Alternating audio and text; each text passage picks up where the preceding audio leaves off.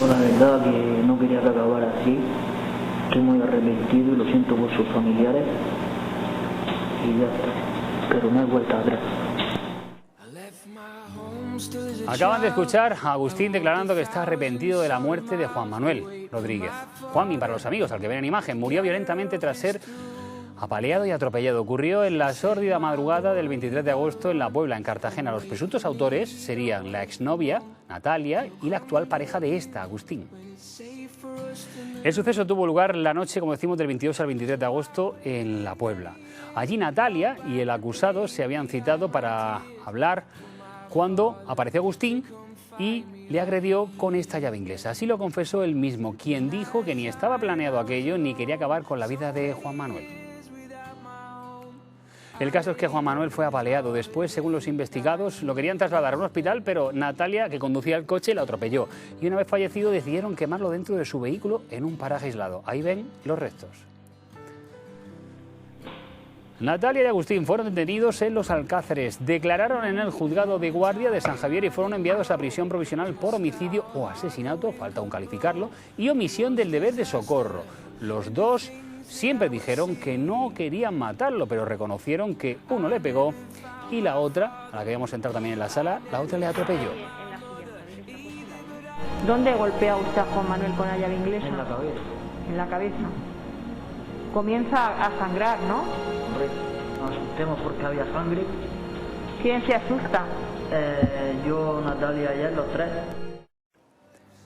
Pues tenemos novedades importantes en el caso. La primera es que hay señaladas nuevas declaraciones en el juzgado esta semana y la segunda es que la defensa de Natalia, la que vemos en la reconstrucción que hicieron del crimen, ha pedido que se remita su expediente del Centro de Salud Mental, una posibilidad que podría abrir el camino a un atenuante o un eximente parcial en función de lo que haya. No lo vi, yo iba mirando a Agustín a la carretera, yo quería para allá, estaba mareada, yo no vi a Juan Manuel ahí. Lo vi cuando ya choqué, entonces me bajé del coche otra vez y ya me di cuenta de que le había dado.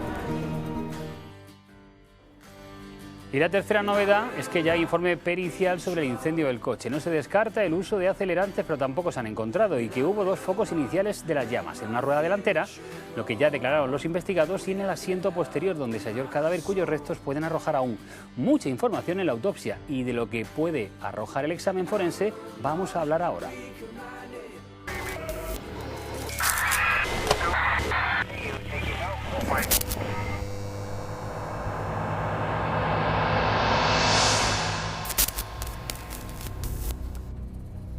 Pues para hablarnos de las posibilidades de ayuda que la medicina legal puede ofrecer en casos como este, nos acompaña aquí el catedrático de Medicina Legal y Forense, Aurelio Luna. Buenas noches y buenas noches. Muchas gracias por venir a Código 112. Gracias a vosotros. La primera pregunta, para que nos hagamos una idea, Sí. ¿cuánto puede tardar en hacerse una autopsia? Bueno, hay que entender que una cosa es el proceso de disección, de toma de muestras, y otro es la finalización de todas las pruebas complementarias que se realicen.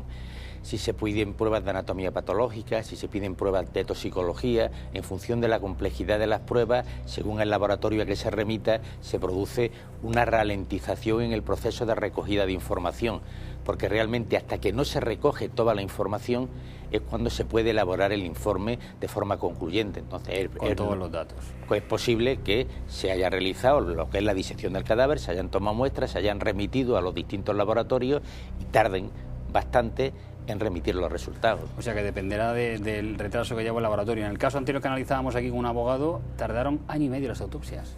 Bueno, si se pidieron, depende del tipo de pruebas. Si se piden algunas pruebas toxicológicas o algunas pruebas, por ejemplo, de perfiles de ADN, en función de la saturación del laboratorio, pero hay que tener en cuenta que en España está sectorializado. El Instituto Nacional de Toxicología y Ciencias Forenses tiene sectorializado en 3 grandes zonas el territorio nacional, y eso hace que en función de la saturación que tenga el laboratorio, o en Madrid en este caso, o en Barcelona, o en Canarias, o en Sevilla, que son los cuatro que hay, pues según la lista de espera que haya en esa prueba que se esté realizando, se tarda más o se tarda menos. Bueno, tenemos que esperar, entiendo, en el caso de La Puebla, de Juan Manuel.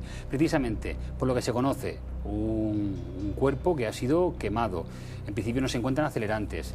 La primera pregunta sería, ¿qué es lo que habría que buscar para intentar esclarecer al máximo el caso en una autopsia, en un informe, en un caso como este? No, aquí lo que se debe tratar es decir, en función de los distintos perfiles lesivos, si ha sido golpeado, si ha sido atropellado, es decir, los distintos agentes traumáticos van dibujando en el cuerpo una determinada cronología y una determinada estructuración de las lesiones. No es lo mismo que lo atropellen estando de pie que lo atropellen tumbado o de rodillas. No es lo mismo que se produzca un impacto, se proyecte y luego pase. Es decir, en función del tipo de atropello van dejando una serie de datos característicos. Esos datos característicos, fundamentalmente, lo que van a ser fracturas y rupturas de estructuras, sobre todo las fracturas óseas, se van a ver muy bien, por ejemplo, con los estudios radiográficos, y aquí en el Instituto de Medicina Legal de Murcia tienen un buen equipo de TAC, de tomografía axial computarizada, y entonces ahí sí se puede hacer con el TAC helicoidal una reconstrucción de cómo ocurrieron los hechos, con lo cual es posible, a la vista de las lesiones, estudiar los posibles mecanismos de producción, lo que se llama la biomecánica de producción de las lesiones, y hacer una reconstrucción relativamente exacta de lo que ocurrió.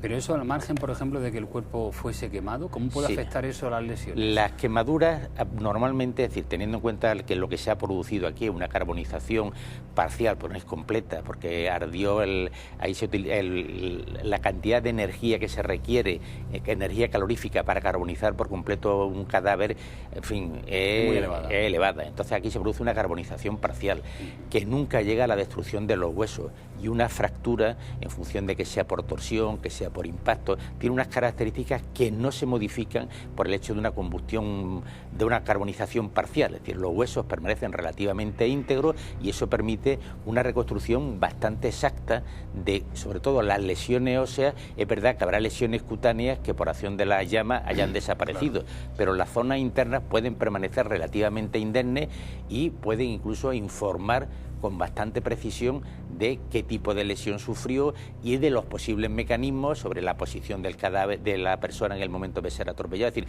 se puede obtener muchísima información a partir de las lesiones estructurales que se encuentran en el hueso. Dos cuestiones. ¿Se podrá saber si fue quemado antes de fallecer?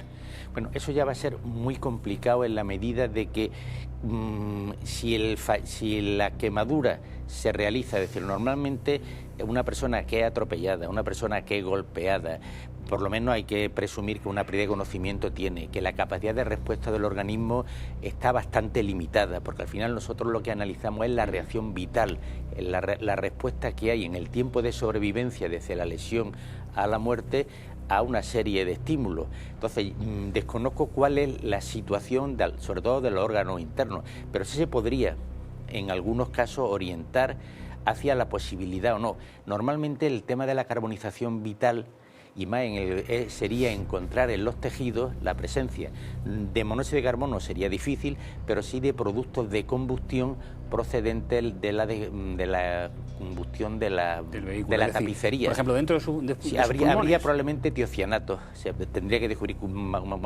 productos provocados, porque son materiales semisintéticos, y en la combustión, y eso se respiran, y en los pulmones quedan o en los pulmones o pueden quedar también en los tejidos. Si se buscan esos elementos y aparecen dentro de los tejidos, no en la superficie, sino dentro de los tejidos, estaríamos ante un diagnóstico de carbonización vital. Que no aparece nada, sobre todo si la combustión es muy importante y está casi carbonizado, pero si la carbonización es parcial, hay tejidos donde se pueden localizar todavía. Y esos permitirían hacer el diagnóstico diferencial entre una carbonización vital o una post-mortem. Y una última cuestión. Hay al menos dos ataques o dos heridas que sufriría este joven, dicho por los autores o los investigados en este momento, dejémoslo en investigados. Una es que se le golpea en la cabeza con una llave inglesa, de hecho es hallada, y la segunda es que accidentalmente, según dicen ellos, es atropellado. ¿La muerte puede venir provocada por las heridas por separado o las dos ayudan a ese dictamen final de muerte? ¿Son necesarias las dos? Habría que ver, porque un golpe con una llave inglesa depende de la intensidad con que se golpee y la zona del cráneo con que se golpee. Si no hay fractura, si solamente hay lesión del cuero cabelludo y el cráneo está íntegro y no hay hemorragia, porque en este caso, aun cuando se produzca una carbonización, lo que es el cerebro que está dentro de la caja ósea que supone el cráneo suele estar relativamente preservado, y si hay una hemorragia aparecería. Y en este caso la etiología lesiva o el perfil lesivo que produce una llave inglesa no tiene nada que ver con el impacto que produce el coche. Además, todo está en función de la zona del coche que impacta, de la posición del sujeto en el momento del impacto y de ese juego y de la velocidad del impacto, si hay o no franqueamiento. Entonces se puede intentar diferenciar las lesiones típicas de una agresión con la llave inglesa de las lesiones típicas del atropello. Puede ocurrir si hay poca diferencia entre ellas, si hubiera, por ejemplo, una fractura de cráneo, pues si hay una fractura de cráneo importante producida por la llave inglesa, probablemente podría explicar el fallecimiento, pero habría que ver qué tipo de lesión y sobre todo el grado de evolución. Si hay una fractura de cráneo tendría que haber hemorragia. ¿Qué intensidad de hemorragia ha habido? Si la intensidad es mínima, entonces el fallecimiento se deberá a las lesiones del atropello. Pero eso no es demasiado complicado a la vista de los datos que se obtengan en el estudio radiográfico y en la autopsia del sujeto. Muy bien, pues es un tema sumamente complejo. Llevo usted muchos años practicándolo y son muchos los matices que tiene este tipo de investigaciones. Don Aurelio Luna, muchísimas gracias por estar aquí en Código 112 y por ayudar a entendernos un poco más este caso. Estaremos pendientes de lo que pueda trascender del caso y a ver qué ocurre en este asunto. Pues nada, gracias. Muchísimas gracias. Nada.